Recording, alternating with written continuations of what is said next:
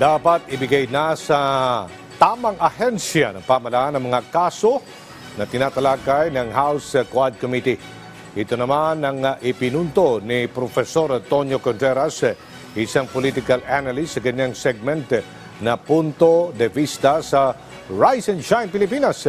Ayon kay Contreras, dapat tutukan na ang mga kaso na nasa House Quad Committee sa pamamagitan ng mga tamang venue o ahensya na pamahalaan upang maparusahan ang mga sangkot sa illegal na pogo, illegal na droga at extrajudicial killings. Dapat anya ang Justice Department at ang Philippine National Police na ang dapat mag-imbestiga sa mga nasabing kaso dahil sila naman ang tamang ahensya na may kapangyarihang magbigay ng parusa sa mga taong sangkot.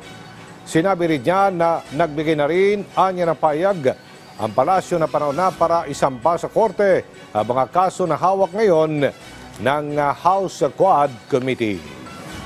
Iwasan natin na itong kasong ito ay pagpiestahan, itong mga high-profile killings, nagkakaroon tayo ng mga investigasyon na malitutuloy ang tao sapagkat iba't iba na sinasabi, dami ng forum, napapanahon na nadalhin ito sa tamang forum sa korte.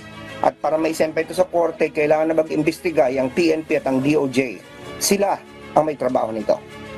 Sapagkat ayaw natin na itong mga ganitong klase ay nauwi lang sa ingay na lumalas pa nga baka in aid of re-election pa ng mga kongresista at senador sapagkat nakikita ng bayan kung paano sila mag-asta sa mga hearings baka akala nila madadagdagan ng kanilang mga boto.